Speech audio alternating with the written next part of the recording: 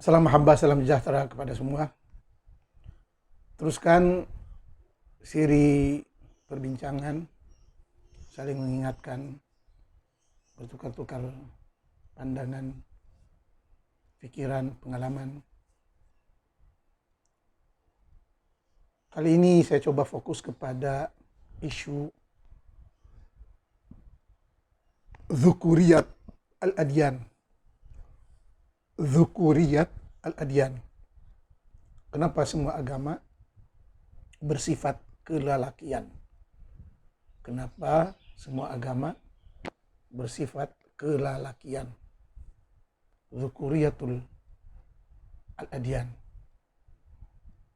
Tajuk ini sangat penting dan kita bisa mencari dengan lebih jelas, lebih mudah, tapi dalam bahasa Arab. Malangnya kalau dalam bahasa Indonesia agak kurang liputannya. Tapi dalam bahasa Arab yang berkaitan dengan kajian Arab, kajian Islam, budaya Arab, budaya Islam, mesti dalam bahasa Arab. Oleh sebab itu saya selalu tekankan bahasa Arab dengan Islam tidak bisa dipisah. Sebab rohnya Islam itu adalah bahasa Arab. La Islam bila Arab.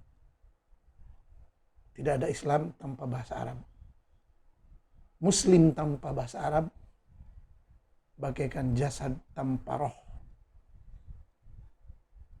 Makanya kita kelihatan seorang Muslim yang tidak bisa bahasa Arab, Islamnya kacau, bermasalah, bahkan lebih kepada kesesatan. Maka jadi Muslim wajib menguasai bahasa Arab, menguasai peradaban Arab.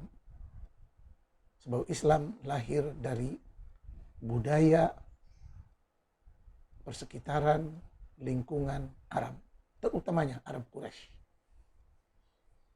Sekarang Arab Quraisy sudah pupus, hancur dalam siri peperangan yang panjang, terutama terakhirnya pada zaman Bani Umayyah. Semua Quraisy dihabisi oleh Bani Abbas. Dengan matinya Quraisy, dengan matinya Nabi, maka matilah Islam awal. Yang lahir kemudian adalah Islam-Islam palsu. Islam-Islam tafsiran masing-masing. Islam-Islam syirik. Islam Bukhari, Islam Syafi'i, Islam Maliki, Islam Hambali, Islam HTI, Islam Ikhwanul Muslimin. Semua itu bentuk-bentuk Islam syirik yang sengaja menghancurkan Islam dari dalam. Dan ternyata hari ini lahirlah beribu-ribu aliran Islam. Yang anehnya, sesama Muslim saling mengkafirkan. Seharusnya perbedaan diterima dengan baik. Jadi kenapa semua agama bersifat dzukuri, kelalakian? Padahal dulu seorang wanita dipuja, disembah. Sebab dilihat wanita bagaimana bisa menciptakan manusia, melahirkan manusia. Semua manusia dari wanita. Bahkan puisi Arab menyatakan wa kullu bani untha wa in talat salamatuhu yauman ala alati hadba mahmulu. Semua anak wanita akan mati. Dia tidak bilang anak lelaki, anak wanita, semua anak wanita. Sebab benih lelaki terbatas, tapi masa mengandung 9 bulan atau lebih adalah darah daging ibu, akhlak ibu, karakter ibu, segalanya yang diwarisi dari ibu turun ke anak dalam kandungan 9 bulan lebih. Wa kullu bani unsa, semuanya anak perempuan. Jadi amat mengherankan bagaimana lelaki atau wanita melupakan kehebatan, kedudukan seorang wanita. Bahkan dari agama-agama yang dulu sampai ke hari ini terlihat dengan jelas wanita selalu dinafikan, ditutup, direndahkan, dihina, ditindas, diperbudak, seolah-olah lelaki cemburu, balas dendam kepada seorang wanita yang memiliki keistimewaan yang hebat, sehingga wanita ini dianggap Tuhan. Seperti Lata, Tuhan wanita. Uzza, Tuhan wanita. Munah, Tuhan wanita. Dan Hajar Aswad itu sendiri merupakan simbol kepada Tuhan kesuburan wanita. Persis bentuk Hajar Aswad itu yang diambil dari ajaran sebelum, ajaran Hindu, merupakan kemaluan wanita yang merujuk kepada Tuhan kesuburan. Walaupun ini semuanya dalam bentuk mitos, dongeng, tapi kalau kita pelajari, hayati dongeng-dongeng dan mitos-mitos ini, ada yang sememangnya dekat dengan budaya, sebagian dari budaya, sebagian dari ajaran agama kaum tersebut. Dan hari ini semuanya dikaji dalam bentuk buku, dalam bentuk artikel, dalam bentuk perbincangan yang banyak di YouTube. Ilmu paling mudah dicari pada hari ini dengan adanya HP. Semua ada HP. Dan mohon diaktifkan HP-HP ini untuk mencari ilmu pengetahuan yang berbagai. Untuk membentuk kesadaran manusia. Menghargai sesama manusia. Mencintai sesama manusia. Demi menciptakan warga negara dan negara yang adil, makmur, sejahtera. Adil, makmur, sejahtera yang diciptakan oleh para manusia yang sadar, yang waras. Seperti keadaan bangsa Jepang ataupun bangsa Eropa yang sama-sama memiliki kesadaran, bergandeng bahu, bekerja sama, lelaki dan wanita tidak ada beda, karena semuanya penting.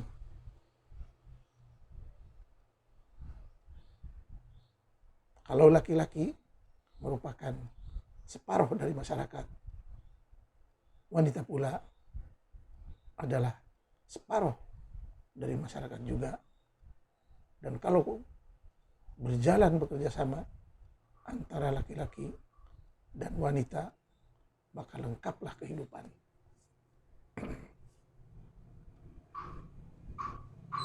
Itu sebabnya kita mesti tahu sejarah wanita dari awal. Tarikhul mar'ah, sejarah wanita. Tarikh ilah al-untha, sejarah Tuhan-Tuhan wanita, dan sebagainya, dan sebagainya.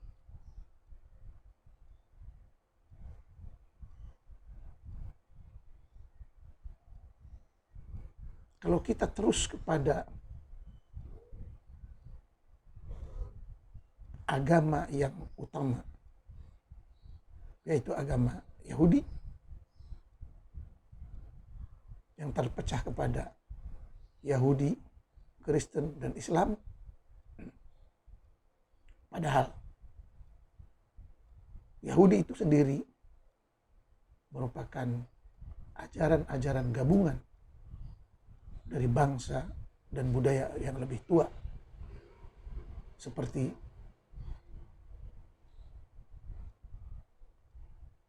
agama Majusi, agama Hindu, Buddha, agama Konghucu, Cina, agama Yunani tua, agama Irak purba, Atramhasis,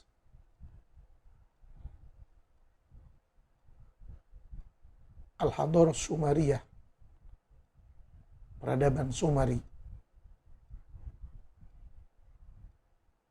dan agama Mesir kuno. Semua agama-agama ini telah dipilih ajaran-ajarannya, pahaman-pahamannya oleh sekumpulan agamawan Yahudi dari bangsa Levi. Ulama al-Yahud minal Lawiyin, yang berasal dari Yaman. Agamawan-agamawan ini tidak ada satupun melibatkan wanita. Semua agamawan ini lelaki. Bahkan dalam agama Yahudi, ketika wanita datang bulan, dianggapnya sebagai najis, mesti dikucilkan, mesti diasingkan, jangan didekati. Yang mana ajaran ini sebagiannya ada dicatat dalam Al-Quran.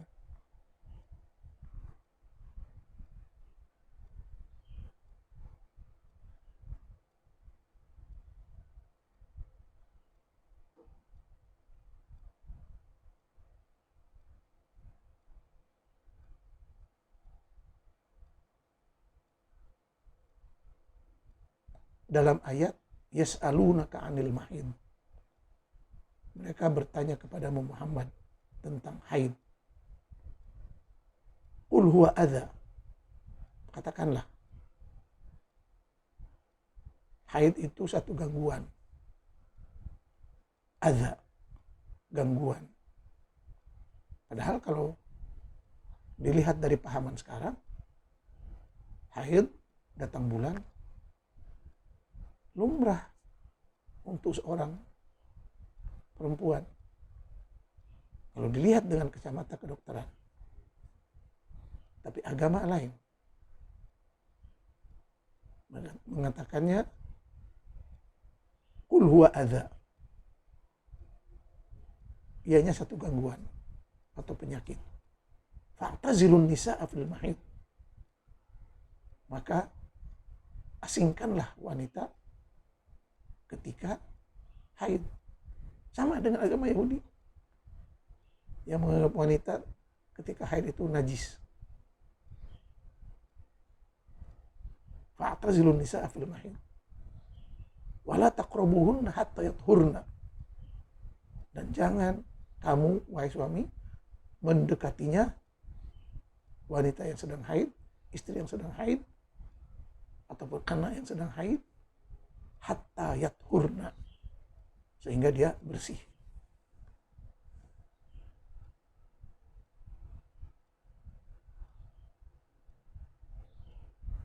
Bayangkan ayat itu betapa rendahnya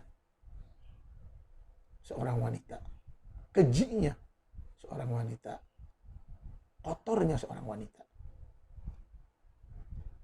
Itu dicatat dalam Quran dari ajaran Yahudi.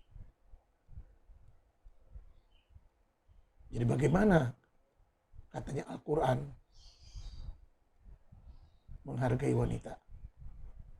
Jelas-jelas di situ menyatakan, silakan dibaca ayatnya, wa yas'alunaka 'anil mahid qul huwa adza fa'tazilun nisaa fil mahid wa la taqrabuhunna hatta yathurna.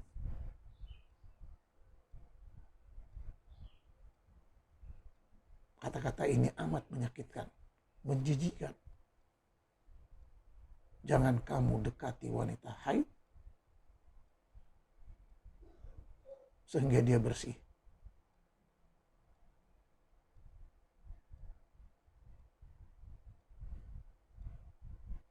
Kalau wanita haid itu, istri jangan dekati, emak jangan dekati, anak jangan dekati, saudara perempuan jangan dekati. Amat bodohlah ajaran yang direka-reka oleh Yahudi yang masuk ke dalam Islam dan diterima oleh lelaki muslim, diterima oleh wanita muslim dengan tidak ada penolakan sama sekali. Padahal di situ satu penghinaan, penindasan, kekejaman, menganggap rendah, menganggap najis seorang wanita. Padahal ilmu modern kedokteran menyatakan bahwa itu fenomena biasa. Bahkan wanita sehat mesti haid untuk kesuburan. Begitulah akhlak agama dengan akhlak kemanusiaan, sains dan ilmu amat berbeda.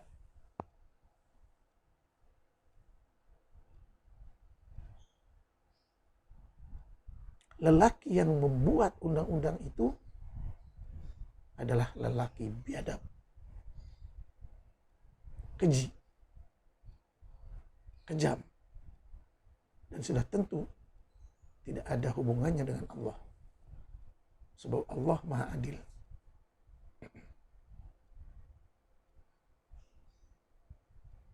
Wanita yang menerima dalil-dalil tersebut tanpa ada bantahan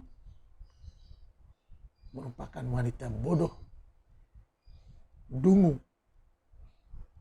mau diperdaya, mau ditipu, mau ditindas, mau dihina oleh lelaki.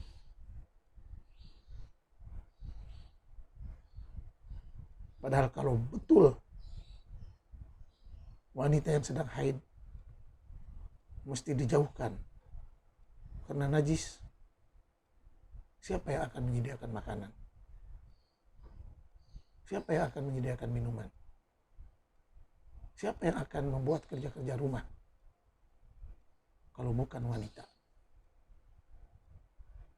Sudah jelas gerombolan ulama Yahudi yang membuat hukum-hukum ini amat biadab dan tidak pernah berpikir kepada implikasi dan kesusahan lelaki, anak lelaki, suami, kalau istri, kalau ibu, kalau anak perempuan, kalau saudara perempuan, dijauhkan, dipenjara, dilarang mendekat pada saudaranya, pada suaminya, pada orang tuanya ketika dalam haid.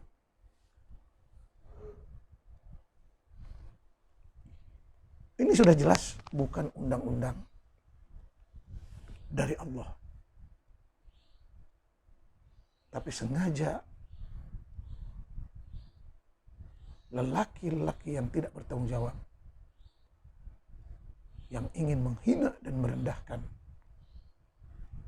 kaum wanita,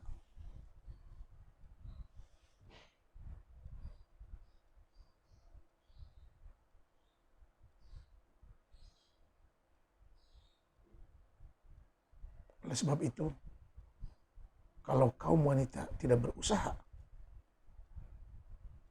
tidak berjuang untuk menunjukkan keistimewaannya, menunjukkan kemuliaannya, menunjukkan kemuliaannya, maka kaum lelaki akan terus senang dengan penghambaan wanita terhadap lelaki.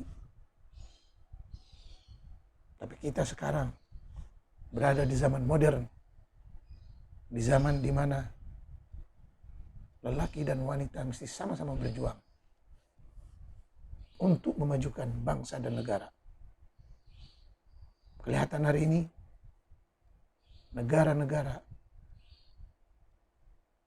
yang melemahkan wanita, yang menindas wanita, yang menghina wanita, semuanya merupakan bangsa dan negara yang bangkrut, mundur, gagal dalam semua bidang kehidupan. Tapi negara yang dimajukan oleh peranan gandengan lelaki dan wanita terus maju, cemerlang, gemilang, bahagia, sejahtera dalam semua bidang kehidupan. Saksi nyata di depan mata kita, dalam kehidupan kita. Tapi malangnya, banyak juga wanita yang mentalnya lebih kejam dari lelaki, lebih lelaki dari lelaki, dengan rela menganggap kaum sebangsanya sebagai aurat, aib, wajib ditutup, wajib dikafani, wajib dikurung di penjara, dalam rumah, dan kalau keluar hanya untuk mati dikubur. Moga kaum wanita sadar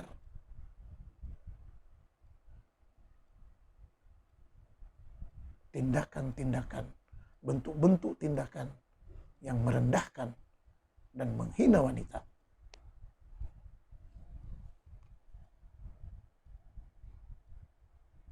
bahkan ada rancangan yang lebih kejam lagi,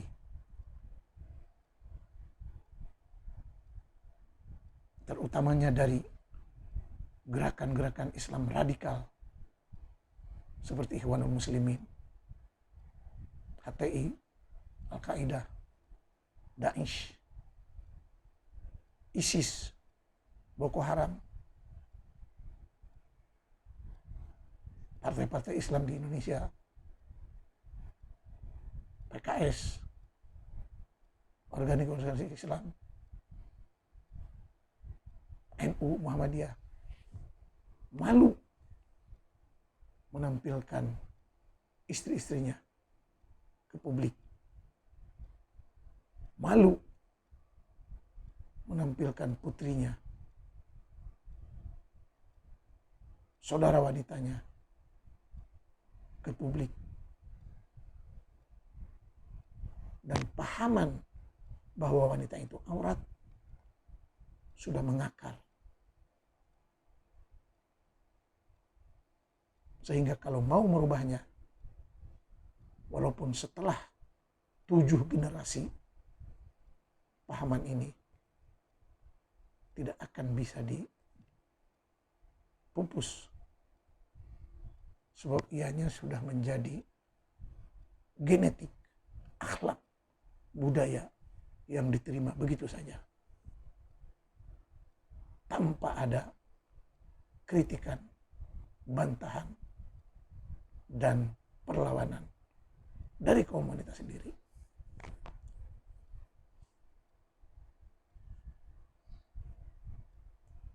Partai-partai Islam, organisasi Islam, ajaran-ajaran Islam yang lain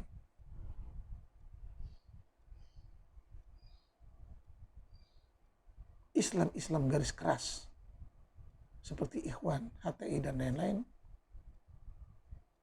mereka mendapat biaya penuh dari musuh-musuh Islam, baik dari negara barat ataupun dari lembaga-lembaga Zionis,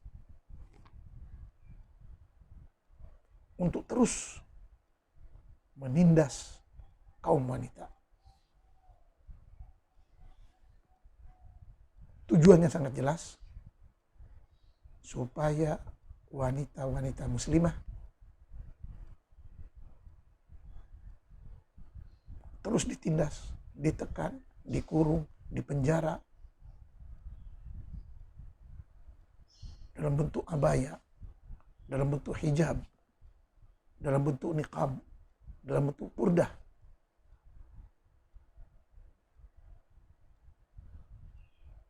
Agar umat Islam, negara Islam terus lemah.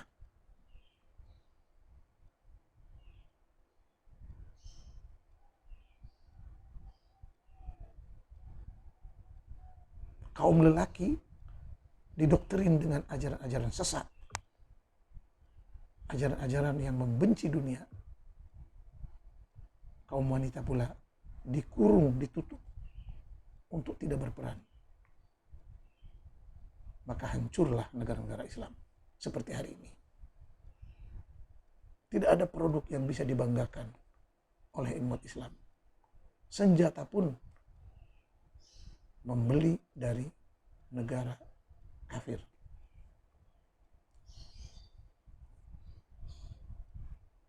Dengan tertindas dan terkurungnya wanita, maka kelak akan melahirkan generasi yang tertindas, yang rendah, yang hina, mental budak,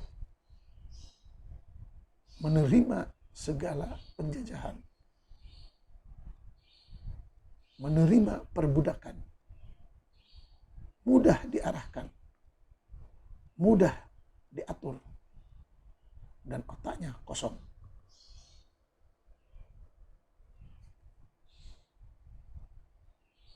Sebab itu kita lihat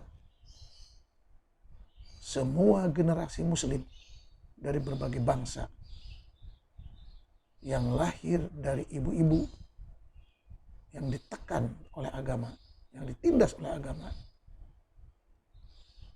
yang dihina oleh agama, semua generasi umat Islam lemah, bodoh, tolol, dan menjadi budak kepada kuasa-kuasa besar. Contoh, kalau ada yang pintar pun dari anak-anak muslim, tetap mereka akan pergi ke barat, ke dunia barat, ke alam barat, mengabdi dan menjadi budak kepada orang-orang barat. Itulah tujuan utamanya.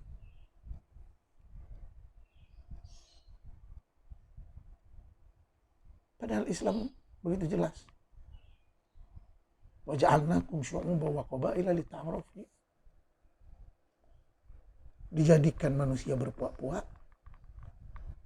berkabilah-kabilah untuk saling mengenal. Kalau muka sebagai identitas seorang manusia ditutup, dibungkus dengan cadar, bagaimana kita mau ta'aruf? Bagaimana kita bisa berkenalan?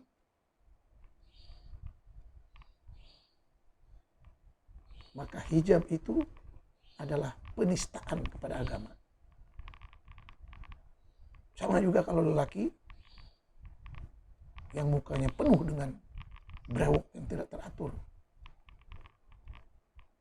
yang menghilangkan gambaran wajahnya yang sebenar, susah kita untuk berkenalan. Kita tidak bisa berkenalan dengan identitas yang asli. Benar jelas, lelaki dan wanita mesti kelihatan mukanya untuk ta'aruf, untuk saling mengenal. Hari ini orang pada ketakutan dengan wanita-wanita berniqab. Entah dia lelaki, entah dia perempuan, entah dia bencong, entah dia penjahat, entah dia teroris. Berbagai-bagai kemungkinan. Sebab niqab itu sendiri telah disalahguna. Digunakan untuk mencuri, untuk menjadi pelacur, untuk pembunuh upahan, dan sebagainya telah dilakukan oleh mereka-mereka yang berniqab. Begitu juga dengan manusia yang berjenggot. Berbagai kecurigaan. Sudahlah wajah tidak kelihatan, susah mengidentifikasi. Banyak pula ulah yang dilakukan oleh para pejenggot, sapu, sampah.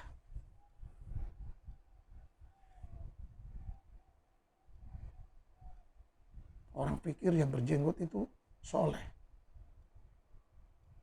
jujur. Rupanya jenggot hanya dijadikan kedok, hanya dijadikan alasan untuk menipu, untuk merampok, untuk memerangkap, untuk membunuh.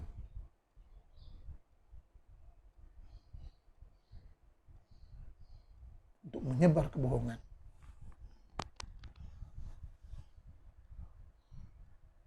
Makanya ada hadis yang begitu jelas.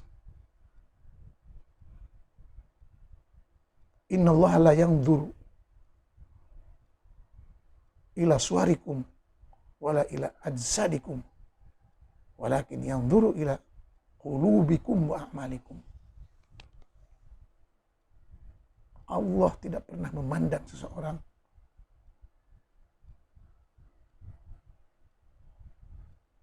kepada bentuk-bentuk luaran. Bentuk luaran, gambaran luaran. Tapi yang Allah pandang adalah hati dan tindakan. Hati dan prestasi kerja, hati dan amalan perbuatan.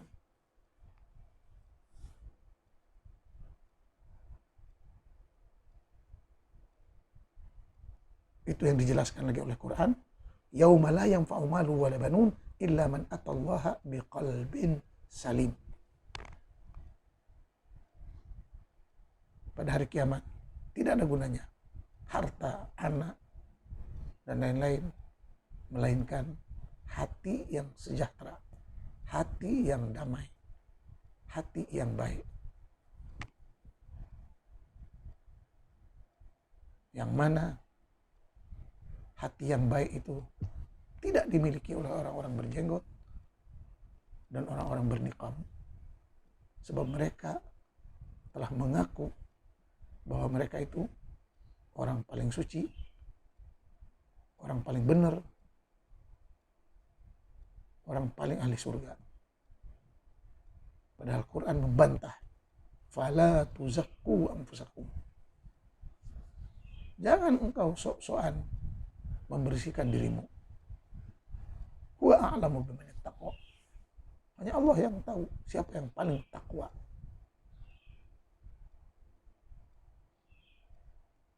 Sebab bukti takwa itu adalah hati yang damai, sejahtera, dan perbuatan, amal, kerja-kerja yang bermanfaat untuk orang lain.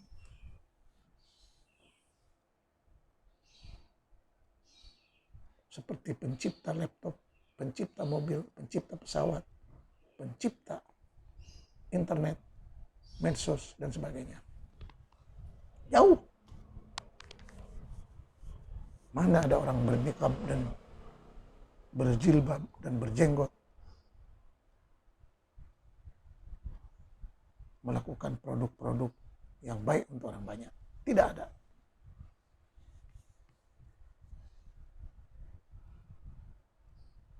Para pejenggot dan penikab ini hanya mengaku diri dia paling suci. Padahal itu kelakuan iblis yang diusir dari surga. Ana khairum minhu. Dengan berkata saya lebih baik dari mereka, saya lebih suci dari mereka, kamu sombong, ahli neraka. Yang wajar-wajarlah jadi manusia. Wanita-wanita di Iran, wanita-wanita di Afghanistan, di Pakistan, di negara-negara Arab ingin terbebas dari niqab, dari hijab, dari burqa, dari gangguan-gangguan yang dilakukan oleh laki. Di Indonesia, yang mana negara telah memberi kebebasan, sengaja wanita-wanita bodoh itu ingin pakai niqab, ingin pakai purdah, ingin pakai hijab, bagi menunjukkan dia seorang yang suci, bersih.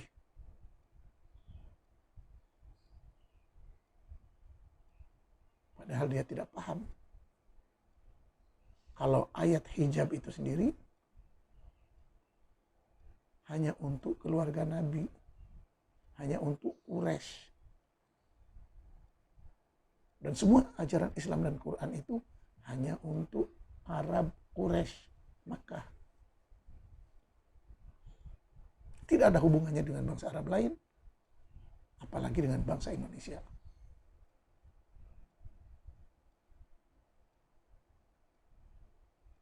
Terus bagaimana umat yang tidak ada Rasul? Quran menjawab, wa ma kunna mu'adzibina hatta nab'atha rasulah. Allah tidak akan menyiksa umat atau kaum yang tidak ada Rasul. Bangsa Jepang tidak ada Rasul dari Jepang, bebas. Tidak ada Siska. Bangsa Cina tidak ada Nabi Cina, bebas. Bangsa Eropa, bangsa Amerika, tidak ada Rasul atau Nabi diutus pada mereka. Sudah, bebas. Wa ma kunna mu'adzibina hatta nab'atha rasulah.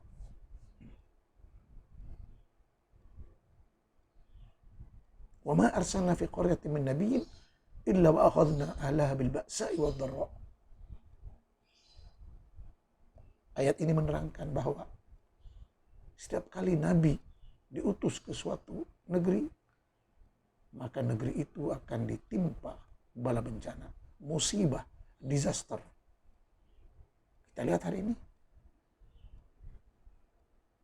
semua negeri, semua negara yang masih sibuk memperdebatkan tentang Nabi dan Rasul, semua mereka dilanda bencana, malapetaka, peperangan, permusuhan, pembunuhan yang tidak ada hentinya. Jadi mohon kepada wanita-wanita Indonesia yang waras,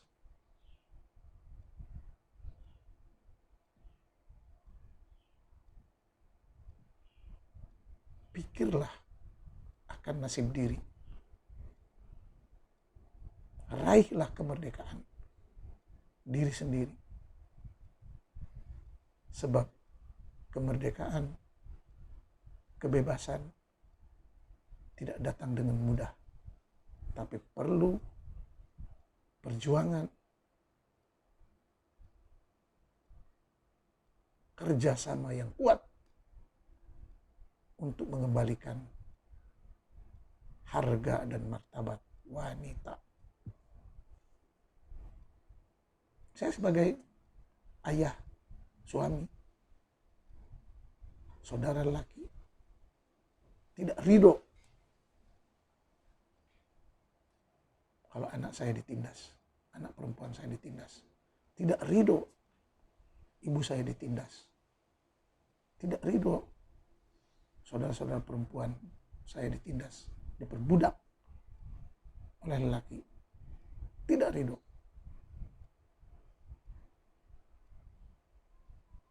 Sebab dalam pasangan hidup itu sendiri, mesti hak dan tanggung jawab dipikul oleh suami dan istri.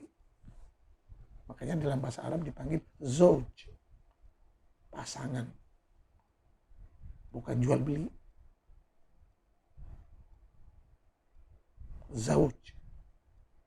Hak dan kewajiban sama dipikul, sama dijalankan.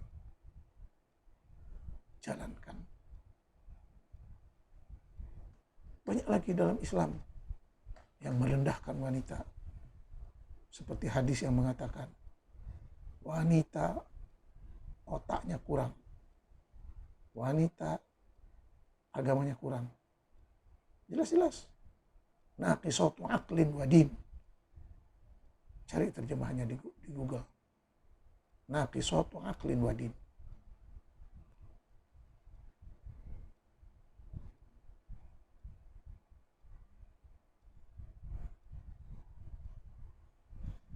Bahkan dalam hadis yang membatalkan sholat adalah anjing hitam dengan wanita. Bayangkan, wanita seolah-olah disejajarkan dengan anjing hitam. Warisan hanya dapat setengah. Padahal itu budaya Arab yang merendahkan wanita. Hari ini sudah berubah. Laki-laki dan wanita sudah bekerja. Tidak perlu diikuti ajaran tersebut. Dan Islam memang bukan untuk orang Indonesia, tapi untuk Arab Quraisy.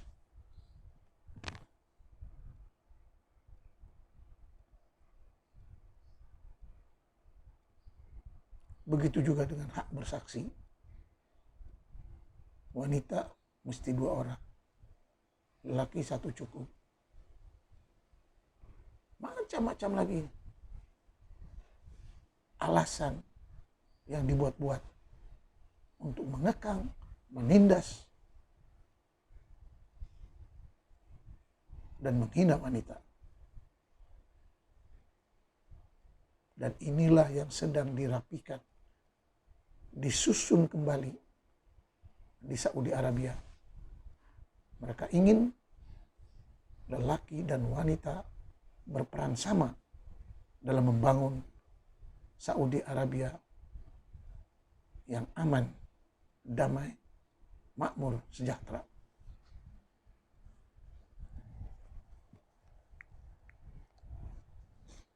Muhammad bin Salman telah melihat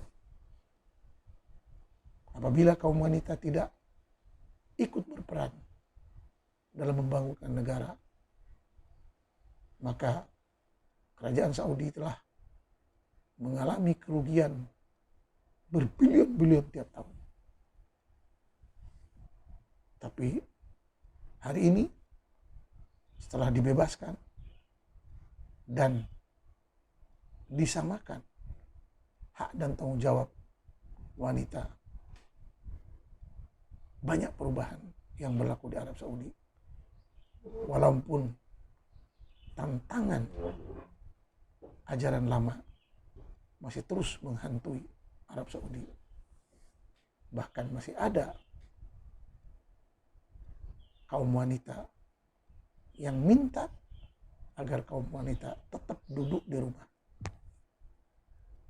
Sebab ini lahir dari generasi-generasi, lahir dari rahim-rahim ibu yang telah didoktrin oleh ajaran menindas, menghina wanita. Itu sebabnya doktrin itu tidak mudah dihapus, tidak mudah dilenyapkan begitu saja. Sebab ianya telah mengakar dan menjadi karakter dan akhlak dalam tubuh manusia.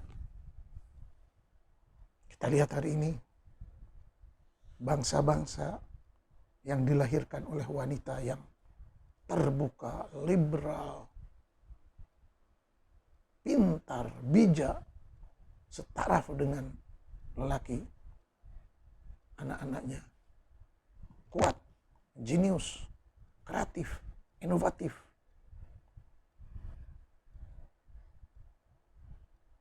Dan mengalahkan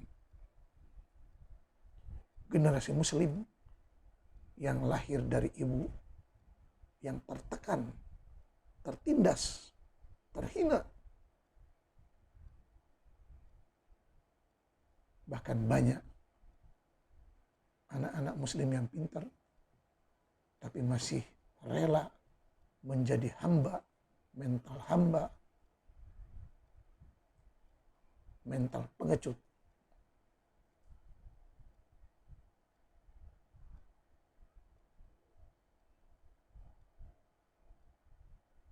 Itu sebabnya untuk mengembalikan kemerdekaan, kebebasan, karamah, harga diri, izzah, kemuliaan seorang wanita tidak mudah.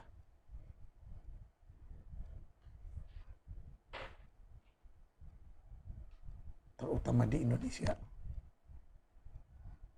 yang mana negara ini telah dikepung, telah dipenuhi oleh aliran radikal Islam yang telah diharamkan, dilarang di Saudi, di Mesir, dan di beberapa negara Arab. Aliran radikal ini Ikhwanul Muslimin, HTI, Salafi, ISIS, Al-Qaeda, Taliban, Jihad Islam, dan sebagainya, yang mana mereka hari ini aktif di medsos, di mana-mana, sebab ada donatur, ada sponsor dari negara-negara musuh Islam dan dari lembaga-lembaga Zionis yang terus mengalirkan dananya dengan deras. Dan umat Islam yang bodoh, yang tidak sadar, tidak tahu kalau doktrin ini adalah racun yang akan membunuhnya dan membunuh generasi Islam.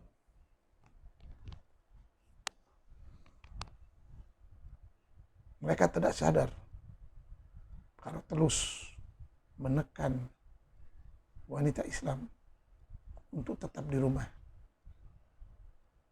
jangan keluar, jangan bergerak.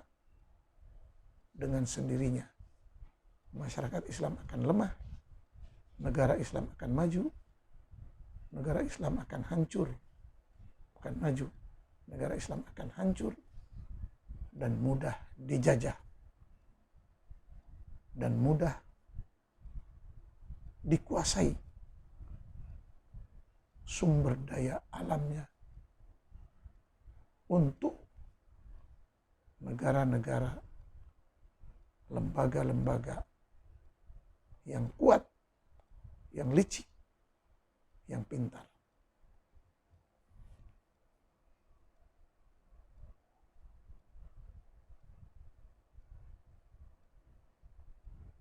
Moga kesadaran terus ditingkatkan dan kita saling mengingatkan. Dan banyak lagi pembahasan-pembahasan tentang bentuk-bentuk kenapa semua agama hampir bersifat kelelakian.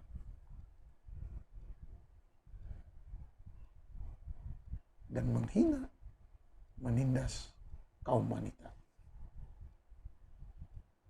Sekian, moga bermanfaat.